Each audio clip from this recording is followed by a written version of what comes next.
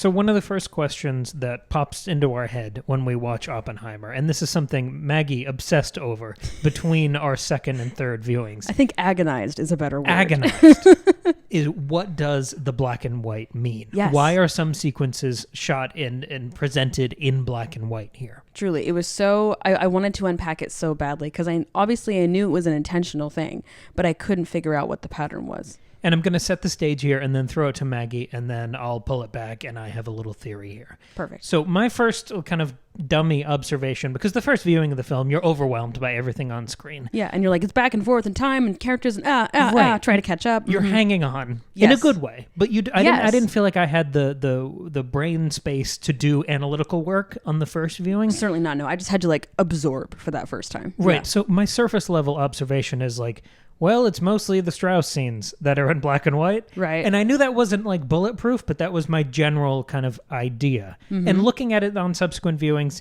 in fact, almost all of Strauss's scenes are in black and white, except for a few shots. For example, during Oppenheimer's isotope testimony, where he dumps all over Strauss. There are a couple scenes of him that aren't black and white, but the majority are. Yes. And here I want to throw it to you for what you think the black and white scenes mean. Right. So here's what I was thinking is I noticed it was a lot of Strauss, but more what I first tied it to was place and time, because normally in some sort of historical or biopic movie, you're going to show long time ago, black and white, right? That's an easy, quick way to help your audience distinguish between timelines, even not just black and white, right? Like Breaking Bad does the sepia tones for the flashbacks in Mexico and stuff like that. So, that makes sense. But as I was watching, I was like, that's so not what's happening, because we've jumped forward, like all the way forward, and it's not black and white. And then sometimes I've seen the same scene that's the same place and time, but in both color and black and white. So that's not what it is. So I knew it wasn't just Strauss. I knew it wasn't just about time.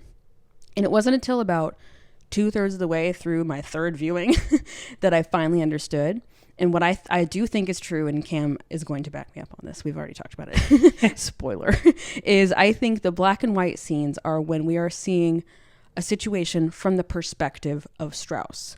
Not like a scene that he's in, because we've seen scenes that he's in that are in color, but it's like, this is how he is perceiving the situation.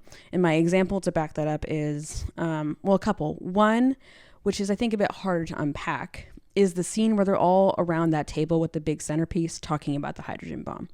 And you see it first in black and white from Strauss's perspective, where he sees Oppenheimer as this like really irritating and aloof, like almost contrarian personality. I mean, you've watched the movie for a long time at this point, and you're on Oppenheimer's side, totally. At least I was. But I still like see why Strauss is annoyed by Oppenheimer. But then you see the same scene again, not the same words, but you see that conversation continue, and you see it in color, and it's much more from Oppenheimer's perspective. Not only like that stuff happens not only in the way that like the characters are talking, but it's also the camera work, like the way that we're like literally seeing the scene.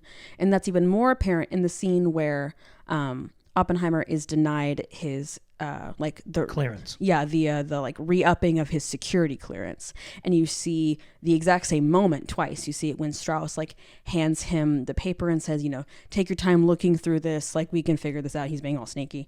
And when you see it from in black and white, it's Strauss's perspective, where he's seeing like he is looking at Oppenheimer and he seems all suave and smart. And then you see it in color again, and it's from Oppenheimer's perspective, both literally and like Strauss just feels grosser and sneakier in that scene.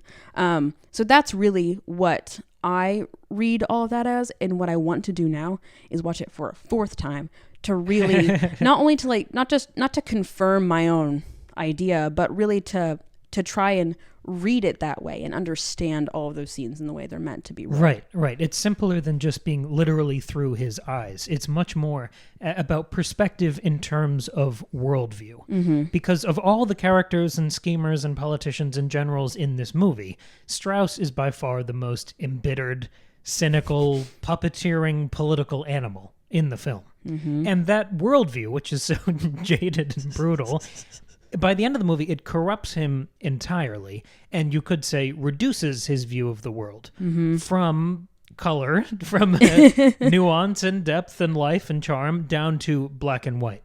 Right. And winners and losers. stripping away all sorts of color and hope. Yes. And there's more evidence to this theory that I caught on subsequent viewings. Oppenheimer, his solo scenes, because we're talking about the first blush idea is, well, Strauss is all the black and white stuff. Oppenheimer is only shown in his solo scenes in all black and white after the Trinity test.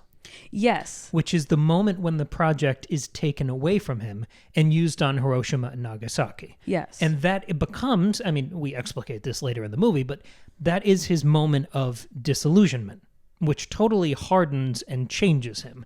Figuratively, it shifts his worldview much closer to that embittered, experienced Strauss worldview. And literally, if you just look at him on screen, he ages visibly and quickly after the Trinity test. His hair turns gray. Right. And it's not like we just flip a switch so that all Oppenheimer scenes are suddenly black and white after Trinity. Not. Right. You have some of those testimony scenes, some of his recollections that are still in color. Yeah. But the thing that kind of crystallized this idea for me is in those testimony scenes, in his trial that's not a trial, when he's battling back and forth with Rob, his recollections are still in color. But as they reach this breaking point, where Rob makes his true accusation about moral qualms and ethical questions about the development of this project, Nolan treats the Trinity bomb blast.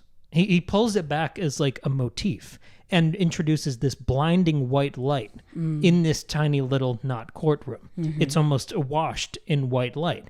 And if you take that little visual motif with the flashes we get after Trinity, where we're zoomed into the explosion of the bomb, which is all the reds and the oranges and the fire colors, as we see that shot held, the fire fades into this searing black smoke.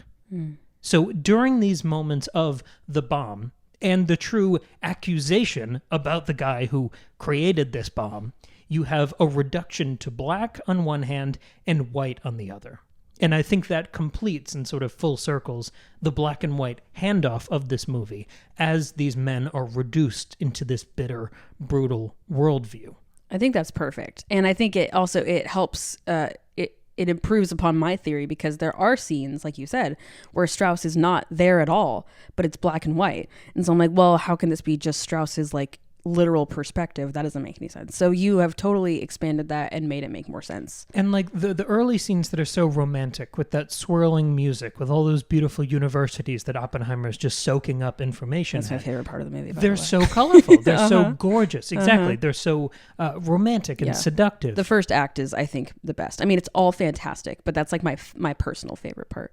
But you're a dark academia girly. Right. I sure am. The explosion, the bomb, simplifies, darkens, and ruins this world. Yes. Forever changing it from colorful and romantic to this stark, dangerous, black and white world that we now live in. Well, and even also, like, when you think about the different, like, historical beats in the movie where they get the newspaper and see Hitler invades Poland, Hitler is dead. Like, those are, like, literally on black and white newspaper. So, I mean, you can kind of, maybe that's not the strongest point, because then you also get where they see that they learned how to split the atom and that kind of thing, which is, like, good.